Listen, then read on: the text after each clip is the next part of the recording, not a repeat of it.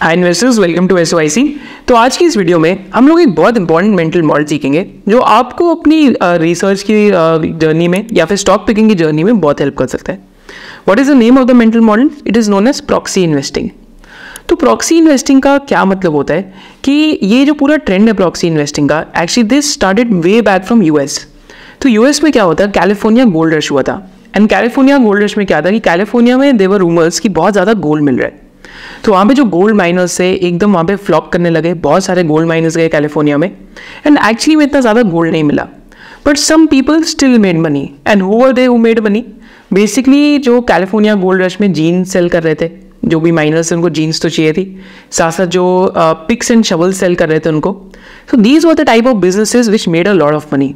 अगर आप you'll be surprised to know कि अगर आप लिवाइस जीन का एग्जाम्पल लेते हैं तो Levi's jean actually was formed like this कि कैलिफोर्निया गोल्ड रश के अंदर लिवाइस ने जीन्स बेचनी स्टार्ट कर दी। And since then Levi's jean got establish as a brand. So this is known as proxy investing. जब आप मेन ट्रेंड पे नहीं बेट कर रहे, जब आप उस ट्रेंड के जो एंसिलरीज हैं या जो प्रॉक्सीज है उस ट्रेंड को प्ले करने के लिए आप उस पर बेट कर रहे हैं। And there is a book by the name of one up on Wall Street, जिसके अंदर ये प्रॉक्सी इन्वेस्टिंग की बात भी करते हैं। And this is a must read book for all of you and it's a very simple book to read as well. तो proxy investing का तो बेसिक मीनिंग ये है। तो अगर आप एसओआईसी के चैनल पे भी देखेंगे तो लास्ट 3 years में I think we have made almost 3 videos about proxy investing.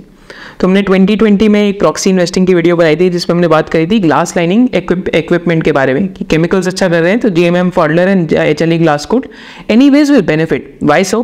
Because chemicals की ग्रोथ आ रही है। अब केमिकल कंपनीज को केपेक्स करना है तो उनको क्या लगाना पड़ेगा? Glass lining equipment. तो 2020 में जब केपेक्स बहुत बड़े हो रहे थे, केपेक्स की अनाउंसमेंट बहुत बड़ी हो रही थी एंड जब इन बिजनेसेस की भी वैल्यूएशंस बहुत ज़्यादा अनरीजनेबल नहीं थी, तो उस टाइम पे प्रॉक्सी इन्वेस्टिंग वर्क। जैसे अमाइंस में भी उस टाइम पे हमने डिस्कशन करा था कि अगर एपीआई का यूसेज बढ़ेगा तो अमाइंस का भी यूज केस रहेगा ही, या अगर एग्रोकेमिकल की यूजेस बढ़ेंगे तो अमाइंस का भी यूज केस रहेगा ही। So that was one example. तो हमने 2022 में भी एक वीडियो करी थी जहाँ पे हमने डिस्कशन करता हूँ बिजनेसेस लाइक पावर मेक कि जो इंडिया के अंदर या फिर वर्ल्ड ओवर पोल्यूशन फ्री का जो एक ट्रेंड चल रहा है, तो उस टाइम पे फ्लू गैस डीसल्फराइजेशन, माने जो आपके थर्मल पावर प्लांट है तो उनसे जो हार्मफुल गैसेस निकलती है तो उसको कैसे फिल्टर करके निकाले या फिर कैसे उस ट्रेंड को प्ले कर सकते हैं कि कैसे पोल्यूशन फ्री वर्ल्ड बने। So that was an indirect proxy to that, because power mech के पास बहुत सारे फ्लू गैस डीसल्फराइजेशन के ऑर्डर्स से from power plants and also that business ended up doing well. तो सिमिलरली अगर आप उषा मार्टिन का एग्जाम्पल लेंगे या केईआई का एग्जाम्पल लेंगे तो हमने और भी बहुत केपेक्स स्टोरीज की बात करी थी जब हमने एक वेबिनार भी कराया था प्रॉक्सी इन्वेस्टिंग का। सो सिमिलर ट्रेंड था कि केपेक्स अगर इंडिया में बढ़ेगा तो likes of S, Usha Martin, RHI मैग्नेसीटा जो स्टील का प्रॉक्सी था, all these businesses will do well. So this is the power of proxy investing and proxy investing actually works. चाहे अगर आप टायर इंडस्ट्री की बात करेंगे तो लास्ट 5 year में आप जो सीएट का परफॉर्मेंस है वो चेक कर सकते हैं, वर्सेस राजरत्न ग्लोबल वायर्स का भी देख सकते हैं। So you will start finding कि जो मेन ट्रेंड का ऑक्सिलरी ट्रेंड है या प्रॉक्सी ट्रेंड है उसको प्ले करने से काफ़ी बारी क्या होता है कि ज़्यादा पैसा बन जाता है। सो this is one of the की लर्निंग्स जो हमें देखनी है। तो अगर हम पीटर लिंच की बुक के अंदर एक बहुत इंटरेस्टिंग बात देखते हैं जो इन्होंने इंटरव्यू में भी बोली थी कि you didn't need a PhD to figure out that Microsoft owned the rights to MS-DOS, the operating system used in vast majority of world personal computers. In a war, he suggested, don't back the one or another combatant, buy companies that sell them the bullets. Microsoft, as it were, sells the bullets. Similarly, one required little technical expertise to observe that most PCs seem to have Intel chips inside them. So this is the meaning of proxy investing. कि war के बीच में don't bet on कि Russia जीतेगा, Ukraine जीतेगा, bet on those companies which are selling them bullets. This is the simplest meaning of proxy. With this let's start the video and आज के जो एग्जाम्पल्स हैं उनका डिस्कशन करते हैं। एंड साथ साथ मैं आपको एक स्टैंडर्ड डिस्क्लेमर दे दूँ कि nothing in this video will be a buy और सेल रिकमेंडेशन। प्योरली इस वीडियो का पर्पस क्या है कि हम आपको प्रॉक्सी इन्वेस्टिंग सिखाएं एंड कैसे आप अपनी जर्नी में उसको अप्लाई कर सकते हैं।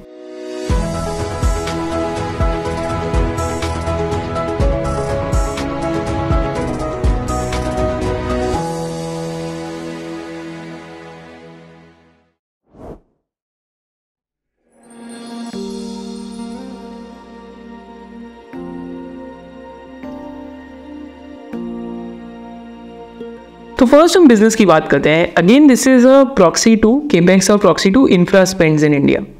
तो जैसे भी आप अगर जितने भी डेवलप्ड वर्ल्ड कंट्रीज़ को देखते हैं, तो डेवलप्ड वर्ल्ड कंट्रीज़ में नियरली अगर आप स्टील का कंजम्पशन देखते हैं तो 60 to 80% consumption of steel is based on stainless steel, whereas जो रिमेनिंग है that is 20 to 40% that is based on carbon steel.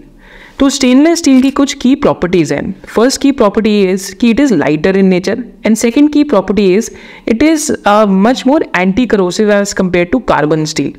तो बहुत ज़्यादा जंग नहीं लगता है यहाँ पे, बहुत तेज़ी से जंग नहीं लगता, जिसकी वजह से infrastructure last for a long period of time. And also you will see कि ऑटो के अंदर आजकल एल्यूमिनियम भी यूज़ होता है, बट स्टेनलेस स्टील का यूज़ केस ऑटो के अंदर भी काफ़ी बढ़ चुका है लास्ट 20-25 ईयर्स में, because cars are much more light weight as compare to using carbon steel. So this is why stainless steel in a developing country काफ़ी ज़्यादा स्टेनलेस स्टील का जो प्रोडक्शन है एंड काफ़ी ज़्यादा कंजम्पशन है, बोथ स्टार्ट्स इंक्रीजिंग। अगर आप इंडिया के अंदर and world over stainless steel का कंजम्पशन देखते हैं, सो यू विल फाइंड कि इंडिया के अंदर स्टेनलेस स्टील की जो कंजम्पशन की ग्रोथ रेट है that is somewhere between 7.5% CAGR, whereas all over the world अगर आप स्टेनलेस स्टील का कंजम्पशन देखते हैं तो इट इज 4 to 4.5%। तो you will be surprised to know कि अगर केपेक्स हो रहा है, अगर वैगन्स बन रहे हैं, अगर ट्रेन्स बन रही है, अगर बेसिकली ब्रिजेस बन रहे हैं, या फिर और भी तरीके का इंफ्रास्ट्रक्चर बन रहा है, एयरपोर्ट्स बन रहे हैं, तो हर जगह स्टेनलेस स्टील का यूसेज है।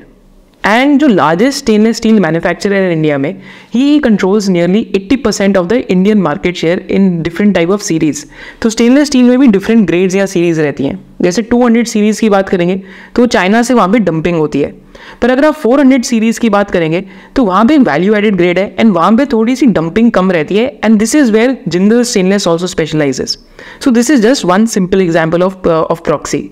और इसके साथ साथ आजकल क्या हो रहा है कि इंस्टीट्यूशंस में या फिर जो भी EPC कॉन्ट्रैक्टर्स बेसिकली प्रोजेक्ट्स ले रहे हैं, तो वहाँ पे एक ट्रेंड चल रहा है कि स्टेनलेस स्टील जो आप सोर्स कर रहे हैं that should be source domestically. So this is also leading to a reduction in imports of stainless steels.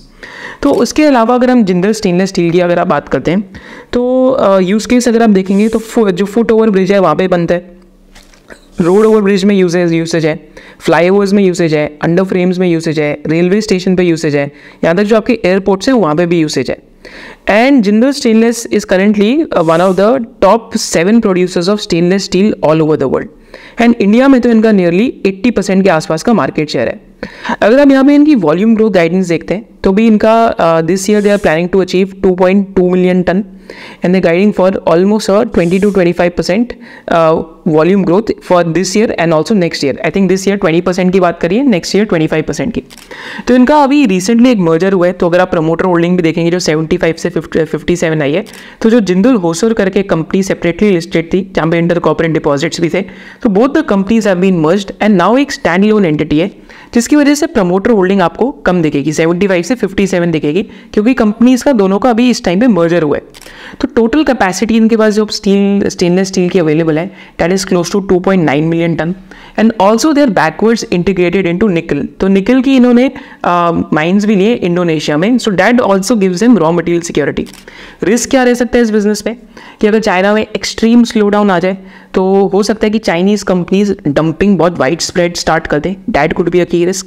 And second risk क्या हो सकता है कि छोटे छोटे स्केल पे जो आयरन और मैन्युफैक्चरर्स थे they have started getting into stainless steel, तो वो इंटीग्रेटेड यूनिट्स के साथ आ रहे हैं, बट वो भी अभी 200 सीरीज़ के अंदर है, 400 सीरीज़ के अंदर नहीं है। तो ये स्मॉल रिस्क रह सकते हैं, बट इस स्केल पे I think stainless steel industry के अंदर अगर वैगन्स वाले बिजनेसेस अच्छा कर रहे हैं तो स्टेनलेस स्टील का तो कंजम्पशन हो सकता है नेक्स्ट 1-2 ईयर्स के तो बढ़े ही, and over a longer period of time भी बढ़ने ही वाले। So this is again one of the proxies to infra spending in India. इसके बाद हम सेकंड बिजनेस का डिस्कशन करते हैं, तो हम सेकंड केस स्टडी की तरफ चलते हैं। तो जब हम सेकंड केस स्टडी की बात करते हैं तो again this is a trend that is happening across SUVs, जितनी भी आपकी स्पोर्ट्स व्हीकल है उनके अंदर हो रहा है, यहाँ तक जो सेडान्स है उनमें भी हो रहा है। तो आपने ये चीज़ नोटिस करी होगी कि आज से 10 ईयर्स पहले अगर कार्स के अगर आप रिम देखते तो रिम सिर्फ स्टील के बने होते थे and they were not so stylish. But आजकल क्या ट्रेंड चल रहा है कि रिम्स में भी बहुत ज़्यादा स्टाइलिंग होने लग गई है, डिफरेंट कलर्स के रिम आने लग गए, 3 साल में लोग अपने रिम्स चेंज करा लेते हैं, and an number of use cases आ गए। तो यहाँ पे मैं एक बिजनेस की बात कर रहा हूँ जो आई थिंक इंडिया में, तो स्टील व्हील्स के अंदर there are only 2 companies, one is wheels India and second is steel strips wheels limited. फिर जब मैं सेकेंडली एलॉयज की बात करता हूँ which are made out of aluminium, जो आजकल आपको SUV हर जगह दिख रहे हैं, तो वहाँ पे भी दो तीन ही कंपनी है, एक तो मिंडा है एंड सेकेंड आपका स्टील स्ट्रिप्स व्हील्स लिमिटेड है। सो this is the industry structure कि स्टील व्हील्स के अंदर तो दो ही हैं एंड एल्यूमिनियम की जब बात करते हैं तो 3 to 4 की प्लेयर्स हैं यहाँ पे। तो यहाँ पे ये इनका यूज केस है। तो अगर आप wheels India and steel strips wheels Limited की टॉप लाइन की ग्रोथ को कंपेयर करते हैं एंड साथ साथ EBITDA मार्जिन को कंपेयर करते हैं, then you will find a stark difference कि Wheels India has done okay, but अगर आप स्टील स्ट्रिप्स व्हील्स लिमिटेड की ग्रोथ देखते हैं तो स्टील स्ट्रिप्स व्हील्स लिमिटेड की growth has actually been much further ahead versus Wheels India. And यहाँ पे अभी इंडिया के अंदर और क्या चल रहा है कि जब हम स्टील स्ट्रिप्स व्हील्स लिमिटेड की बात करते हैं तो यहाँ पे अभी एक्सपोर्ट ऑर्डर्स भी आने लग गए फॉर एलॉय व्हील्स। तो इंडस्ट्री की अगर हम बात करें या SSWL की बात करें तो SSWL के कस्टमर्स कौन है? तो पैसेंजर व्हीकल में मारुति है, महिंद्रा है, टाटा है, MG है, Hyundai है, BMW है, जैगवार है, पिगेट है, रेनो है, स्कॉडा है, किया है, फॉक्सवैगन है, लैंड रोवर एंड फोर्ड है।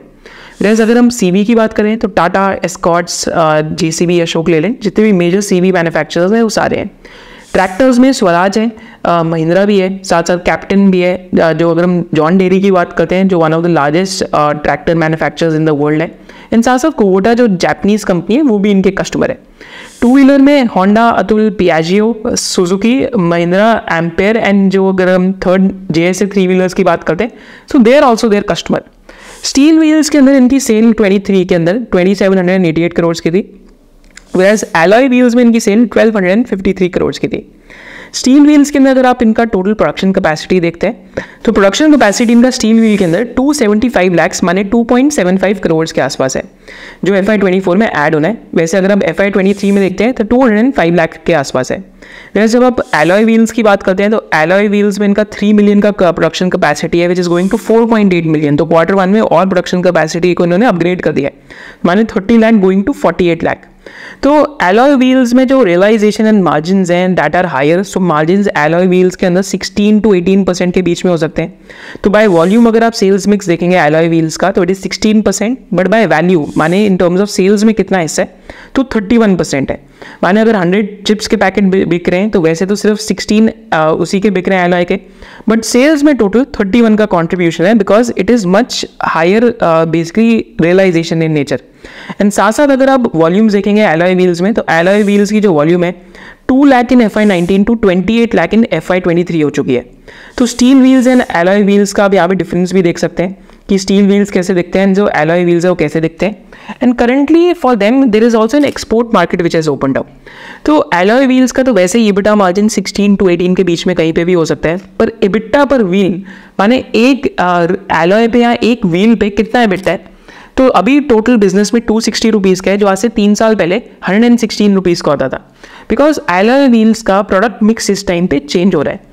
एंड एलॉय व्हील्स का जो EBITDA पर व्हील है that is somewhere close to 550 rupees, whereas steel का बैक कैलकुलेट करके निकाल सकते हैं। I think it will be somewhere between 100 to 150 rupees के बीच में। एंड इस पे यहाँ पे इस टाइम पे एक्सपोर्ट मार्केट इनके लिए ओपन हो गई है।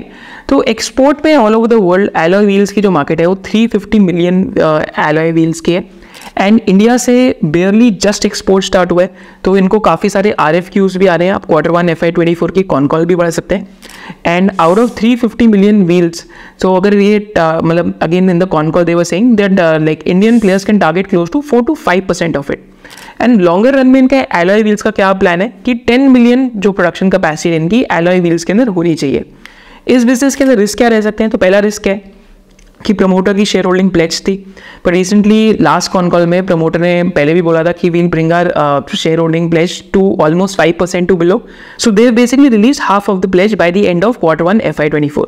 तो ये तो एक रिस्क का जो मैंने आपको पहले ही बताया। सेकेंड की रिस्क है कि basically at the end of the day it's a business which is dependent upon auto cycle. तो अगर auto cycle all over the world goes to a down turn, so there is a possibility कि इनके जो alloy wheels की sale है that also basically declines. And India के अंदर इनका स्टील व्हील्स का जो बिजनेस है मेजरली, तो वहाँ भी अगर कोई डाउन टर्न आता है इंडियन ऑटो इंडस्ट्री में, so that can also lead to an impact on volumes. So these are the key risk. But again, this is a proxy to the growth of automotive and साथ it's a proxy to the increasing use case of SUVs, क्योंकि SUVs में तो alloys ही लगते हैं, steel wheels नहीं लगते। So this was the second business.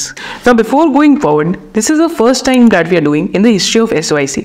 तो last 3 years में हम अभी फर्स्ट टाइम एक पूरा लाइव कोर्स करा रहे हैं एंड इस लाइव कोर्स में we'll be teaching you 3 important things that what to look for when you are looking at stocks, कि जब आप स्टॉक को ढूंढ रहे हैं तो उसमें आपको क्या चीज़ें देखनी चाहिए fundamentally, when to buy a stock, buying points क्या होते हैं स्टॉक्स के, कि आप उन स्टॉक्स की इंट्रिंसिक वैल्यू निकाल के फिर टेक्निकल्स में देख के एंड साथ साथ फंडामेंटली रिवर्स DCF निकाल के when to buy a stock, and साथ साथ finally how to build a complete portfolio, तो कैसे आप अपना एक पोर्टफोलियो कंप्लीटली बिल्ड कर सकते हैं, इन साथ साथ कैसे एग्जिट पॉइंटर्स भी आइडेंटिफाई करें.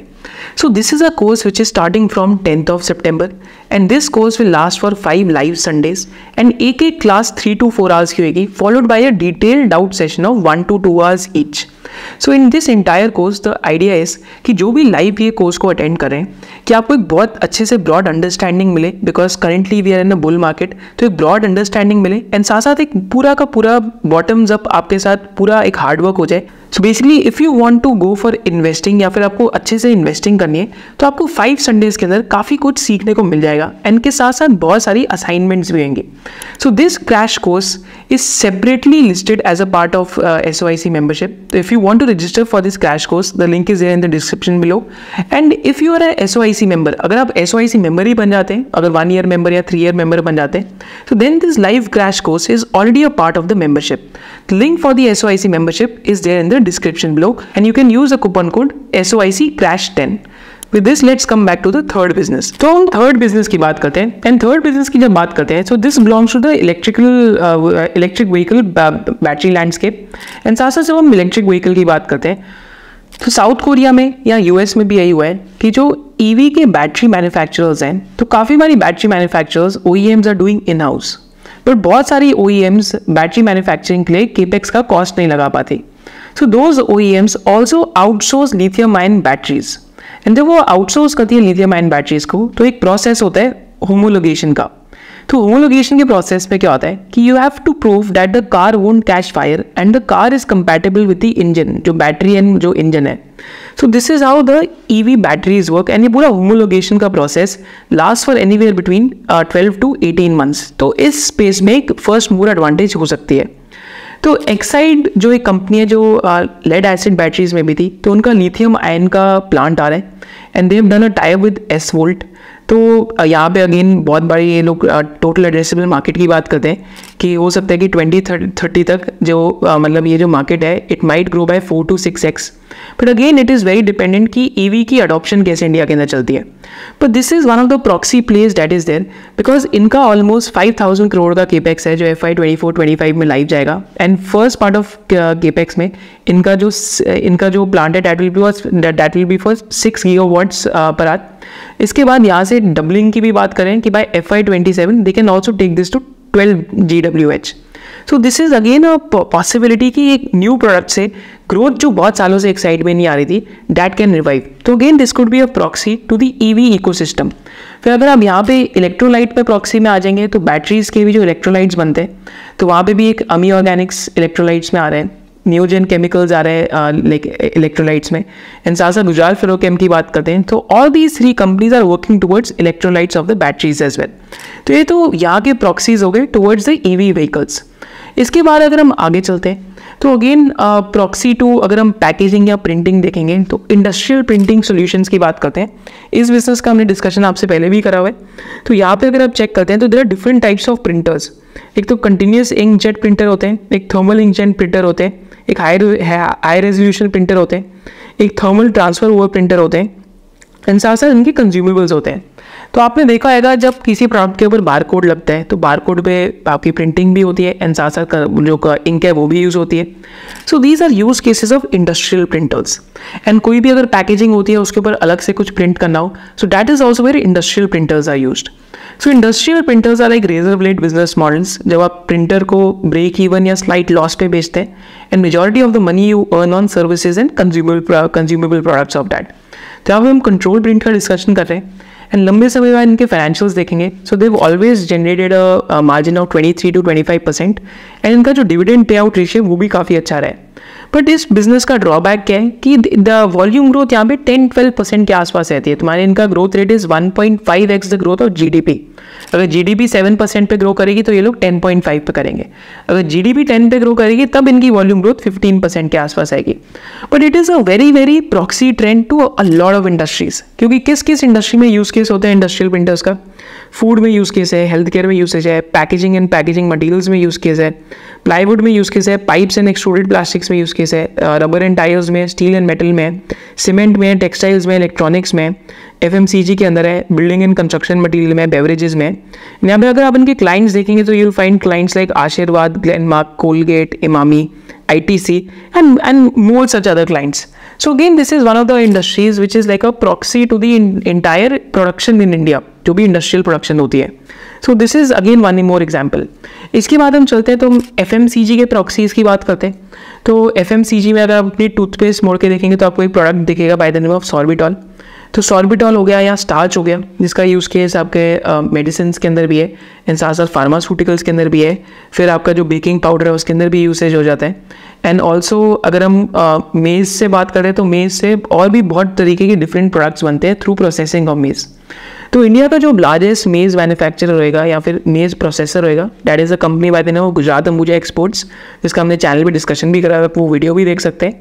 एंड इनका जो क्रशिंग कैपेसिटी है that will go to 6,000 tons per day, which will give them a market share of 30 to 35% within the Indian landscape. Whereas peers का जो सेकंड लार्जेस्ट peer होएगा उनका 15% के आसपास इंडस्ट्री का प्रोडक्शन होएगा। So again this is one of the unique businesses जहाँ पे इकोनॉमी ऑफ स्केल काफ़ी मैटर करता है। And this is also sort of a proxy, but it's a commoditised proxy. यहाँ पे कमोडिटी एलिमेंट भी है क्योंकि इनके मार्जिन काफ़ी ज़्यादा वेरी करते हैं। But at the end of the day it's a proxy to pharma, FMCG and much more different industries. तो वो अगले बिजनेस की तरफ बढ़ते हैं। एंड जो अगले बिजनेस की हम बात करें, so this is a proxy to caffeine, xanthine and साथ साथ आपकी कोला हो गई या एनर्जी ड्रिंक्स हो गई, इन सब के लिए। So name of the business is, it's a recently listed business by the name of Aarti Pharma Labs, जो आरती इंडस्ट्रीज से इस टाइम पे डीमर्ज हुआ है।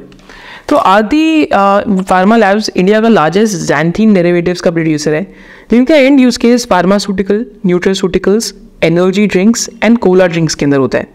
यहाँ पे ये बिजनेस 59% इनका ज़ैंथीन वाला बिजनेस डोमेस्टिक है and 41% business is export oriented. तो अगर आप कोको कोला की बात करें या पेप्सी की बात करें तो अगर आप मोड़ के देखेंगे तो आपको एक प्रोडक्ट दिखेगा by the name of caffeine या xanthine. So it is likely कि that product might be supplied by Aarti pharma labs. And Aarti pharma labs यहाँ पे वर्ल्ड वाइड इनका 15 to 20% मार्केट शेयर है ज़ैंथीन के अंदर। So it's a proxy to energy drinks, cola, pharmaceuticals and also nutraceutical. तो ये तो half of the business है। Remaining half of the business is for regulated market APIs and साथ साथ CDMO के लिए। तो आरती फार्मा के अंदर क्या इंटरेस्टिंग है कि इनके मार्जिन आर एक्चुअली 18 to 20% की रेंज में, बीच में 16 भी आए थे। And these margin seem to be much more sustainable versus Aarti drugs. तो अगर आप Aarti drugs and Aarti pharma labs का एक सिंपल P2P एनालिसिस करेंगे then you will find something interesting. तो आपको क्या यहाँ पे देखने को मिलेगा बेसिकली कि Aarti pharma labs and Aarti drugs के बीच में, तो आरती फार्मा लैब्स के margin are higher than Aarti drugs. P ratio Aarti pharma labs की 19 टाइम्स है, वेरएस आरती ड्रग्स की 31 टाइम्स है। Some of the key geographies जो है इनकी, that is Aarti pharma labs की US, EU, Japan contribute to 53% of exports. Aarti drugs की 64% करती है, बट आरती ड्रग्स का एक plant is under US FDA scrutiny. तो इनका भी जो बाकी कंट्रीज है अपार्ट फ्रॉम US वहाँ से बिजनेस आता है। सेल्स इनकी 63% है, इनकी 38% है, एक्सपोर्ट 37, उनका 62 के आसपास है। Capex plan Aarti pharma labs का 500 करोड़ के next 18 months, plus Aarti drugs का 250 to 350 करोड़ के during FY24। EBITDA margin Aarti pharma labs के are actually higher than Aarti drugs जो 19% है, एंड उनका EBITDA margin is close to 13%। And revenue growth भी देखते हैं FY23 में, तो आरती फार्मा लैब्स की revenue growth was much superior versus Aarti drugs revenue growth. So again it's a proxy, but यहाँ पे इनकी गाइडेंस के ग्रोथ की 12 to 17% EBITDA CAGR, which is much in line with a lot of proxies, क्योंकि and user industry 6-7% पे grow करती है, या फिर API बिजनेसेस का हम लॉन्ग टर्म ग्रोथ रेट देखेंगे तो 12 to 15% है। पर यहाँ पे आरती ड्रग्स एंड फार्मा लैब्स के बीच में जो डिस्काउंट है, हो सकता है शायद से वो डिस्काउंट नहीं होना चाहिए। So this is also one of the businesses which is a proxy to FMCG, which is a proxy to APIs, which is a proxy to nutraceuticals, and this is also one of the businesses which has recently listed and इनके भी first con call भी हुई थी. तो हम next business की बात करते हैं. This is also a proxy. तो ये किस चीज़ का proxy है? Again it's an EV agnostic part. तो जब भी आप ऑटो एंसिलरीज को देखते हैं तो ऑटो एंसिलरीज आपको 3 टाइप्स की दिखेंगी. एक टाइप की ऑटो एंक दिखेगी which will be dependent upon ICE engine, माने जो ऑयल एंड गैस वाला इंजन है, इंटरनल कंबशन इंजन पे. फिर एक टाइप की आपको ऑटो एंसिलरी दिखेगी which is dependent upon adoption of EV. Then you will find one type of auto business which will be EV agnostic, माने चाहे आइस इंजन हो चाहे ईवी इंजन हो, तो इसका यूज केस तो होने ही वाला है. So name of the auto ancillary is Pricol, जिसका हमने इस चैनल पे I think beginning of the year पे टॉप 10 स्टॉक्स 2023 में भी डिस्कशन करा था. And the business has done really well financially business की performance has kept on improving and last quarter में भी इनके रिजल्ट्स काफ़ी सॉलिड आए थे. तो प्रिकॉल की अगर हम बात करते हैं तो प्रिकॉल का बिजनेस क्या है? So Pricol basically has 2 business segments. One is of product vertical जहाँ पे driver information and connected vehicle solutions है. तो अगर आप यहाँ पे चेक करेंगे तो instrument clusters is one of the main business, जहाँ पे अगर आप देखेंगे कि पहले जो आपका वो होता था स्पीडोमीटर, तो speedometer has basically started going digital. तो they're world's second largest instrument cluster manufacture in India right now. फिर इनका सेकंड बिजनेस है actuation control and fluid management systems का. तो यहाँ पे आपके जो फ्यूल पंप मॉड्यूल्स होते हैं या डिस्क ब्रेक्स होती है, सेकंड बिजनेस इस चीज़ का है. एंड यहाँ पे अभी इनके पास लेटर ऑफ इंटेंट है फॉर बिजनेस वर्थ 3600 करोड़. इनकी अभी टॉप लाइन 2000 to 2100 करोड़ के बीच में. तो बार बार इन्होंने कॉनकॉल्स में भी बोला है कि they plan to reach till 4000 crore of revenue with 13.5 to 14% EBITDA margin, जो भी 12% EBITDA मार्जिन है. So again contracts, LOIs and सासन मार्जिन एक्सपेंशन, दोनों चीज़ों की बात हो रही है. एंड साथ साथ अगर हम इनके कस्टमर्स देखेंगे, so customers are also some of the customers जो 3 व्हीलर्स एंड 2 व्हीलर में customers like BMW, Kawasaki, then Mahindra भी इनका कस्टमर है, देन पियाजियो भी इनका वन ऑफ देयर कस्टमर्स है, राइट. रॉयल इनफील्ड भी इनका कस्टमर है, ट्रायम्फ भी है, विक्ट्री भी है, यामाहा भी है. कमर्शियल व्हीकल में Daimler, Mahindra, Tata, Swaraj, Mazda, all these are customers. Industrial instrument clusters में they have customers like Denso, Kohler, like Polaris and Kirloskar. And 4 wheeler के अंदर रिसेंटली इन्होंने महिंद्रा साथ बिजनेस स्टार्ट करा है एंड साथ साथ Mitsubishi is there customer. Tata है ऑल्सो रिसेंटली स्टार्ट हुआ है क्योंकि 2019 में इनका नॉन कम्पीट क्लॉज ओवर हो गया था 4 व्हीलर के लिए. ट्रैक्टर्स के अंदर भी they have customer like Swaraj, then इसके अलावा कुबोटा इनका कस्टमर है, महिंद्रा इनका कस्टमर है, VST टेलर्स भी है. And of the road vehicle में Caterpillar, JCB, Tata Hitachi, Terex, Escorts and Hyundai type customers हैं. So again it's one of the proxies to basically increasing premiumization of instrument clusters. क्योंकि पहले के world में क्या होता था कि पहले के वर्ल्ड में आज से 8-9 साल पहले स्पीडोमीटर हो गया, ये चीज़ हो गई, these used to be analog, माने सिर्फ एक नीडल होती थी आपके सामने. तो that entire thing is becoming digital. And अभी ई कॉकपिट भी लॉन्च करें. ई कॉकपिट में क्या है कि इंफोटेनमेंट सिस्टम एंड आपकी गाड़ी का जो स्पीडोमीटर है, इंस्ट्रूमेंट क्लस्टर है, that is actually part of one pure system which is known as e cockpit. वो सेपरेट नहीं रहेगा. So this is also a product that they are launching and could be a proxy to the trend of premiumization of vehicles. चाहे वो SUV हो, चाहे वो passenger vehicle के अंदर प्रीमियमाइजेशन का ट्रेंड प्ले आउट करता है. So these were a lot of proxies which we covered and hopefully you will start finding कि proxies कैसे ढूंढते हैं. तो मैं आपको 1-2-3 चीज़ें बताता हूँ कैसे ढूंढ सकते हैं proxies. So one of the ways you can find proxies is कि जब भी आप कोई बिजनेस पढ़ रहे हैं तो उसकी क्रेडिट रेटिंग में जाके देखिए कि ये बिजनेस किस चीज़ के अंदर मार्केट लीडर है या किस ट्रेंड से बेनिफिट आउट कर रहा है. सेकेंड चीज़ आप क्या कर सकते हैं कि जब भी आप कोई बिजनेस पढ़ रहे हैं तो सेम इंडस्ट्री के अंदर जाके कंपनी का किसी और कंपनी का DRH भी पढ़ सकते हैं. तो सपोज करते हैं कि अभी जैसे एक लिस्टेड कंपनी स्टेशनरी पेन्स के अंदर, तो उसके कंपेटिटर का अभी इस टाइम पे IPO आ रहा है. तो अब IPO जिस कंपेटिटर का आ रहा है, अब सेबी की वेबसाइट पे जाके उस कंपेटिटर का DRH भी पढ़ सकते हैं and you can get an idea कि जो आपके राइटिंग इंस्ट्रूमेंट है वो कितनी सारी इंडस्ट्रीज के प्रॉक्सीज हैं. So these are some of the ways you can find proxies. And third way to find proxies is कि आप स्क्रीनर के ऊपर आ सकते हैं जैसे आप यहाँ देख रहे हैं and simply you can do a search for proxy. Simply you can do a search for trend. Simply you can do a search for basically benefiting out of this trend. And over there also you will start finding proxies. And finally to make your job easier, we have listed out close to 60 to 70 proxies for you जो different trend से benefit कर रहे हैं. And all those proxies are mentioned in the description for you in a Google sheet. Thank you so much for joining us. Hopefully you enjoyed this video, and इस video से जो आपकी की learnings थी वो भी आप मेरे को ज़रूर बताइए, क्योंकि पर्पस क्या रहता है हमारी वीडियोस का कि स्टॉक नेम्स तो कमोडिटी है, पर उनके पीछे जो मेंटल मॉडल या थिंकिंग है that is the real speciality.